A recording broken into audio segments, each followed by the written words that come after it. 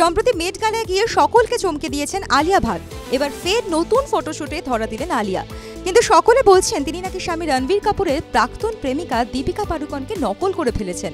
অতীতে ঠিক একই লুকে ফটোশুট করেছিলেন দীপিকাও। সলমান খান বিয়ে করেননি, এ সত্য কারো অজানা নয়, কিন্তু তার একাধিক সম্পর্ক তৈরি হয়েছে। এ নিয়ে সম্প্রতি অভিনেতা মিঠুন চক্রবর্তী বলেন, সলমান কোনোদিনও বিয়ে করবে না, আসলে ও সকলকেই বোকা বানায়। ফ্যামিলি টাইম ছুটিয়ে উপভোগ করছেন প্রিয়াঙ্কা চোপড়া। স্বামী নিক জোনাস এবং কন্যা মালতি মেরি চোপড়া জোনাসকে তিনি বলেছেন, ওরাই আমার জীবনের পরী এবং দেবদূত। ইনস্টাগ্রামে সাম্প্রতিক ছবি পোস্ট করে সেই কথাই লিখেছেন মিস ওয়ার্ল্ড। আইনি সমস্যায় ফেসেছেন করিনা কাপুর খান। দ্বিতীয়বার অন্তঃসত্ত্বা থাকাকালীন বই লিখেছিলেন করিনা কাপুর খানস প্রেগন্যান্সি বাইবেল।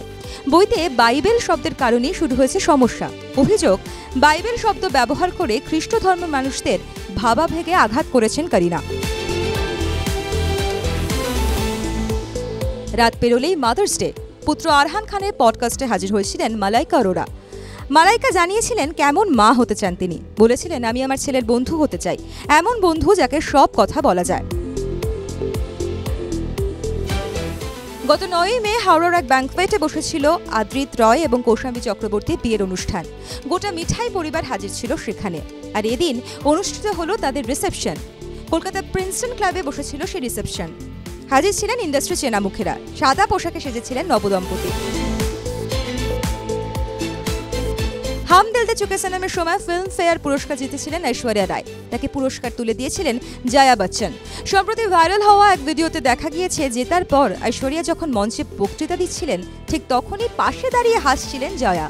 আর তা দেখেই ভীষণ চটেছেন ঐশ্বরিয়ার ভক্তরা। দুজনেই চুপচাপ। দুজনেরই ব্যক্তিগত জীবন নিয়ে কোনো আড়ম্বর নেই। বিয়ে নিয়েও তেমনভাবে মুখ খুলতে দেখা যায়নি অনুপম রয় ও প্রস্মিতা পালকে। সম্প্রতি তুরস্কে ঘুরতে গিয়েছিলেন অনুপম প্রস্মিতা। সেখান থেকেই একগুচ্ছ ছবি শেয়ার করেছেন ওরা। ডিজাইনার অভিষেক রায়ের এক ইভেন্টে এসেছিলেন স্বস্তিকা দত্ত, ইমন চক্রবর্তী। আচমকাই ক্যামেরার সামনে হেসে গড়িয়ে পড়তে দেখা যায় তাদের। আর তা দেখেই নেটিজেনদের রসিকতা। প্রাক্তন শোভনকে নিয়েই কি হাসাহাসি করছেন দুজনে।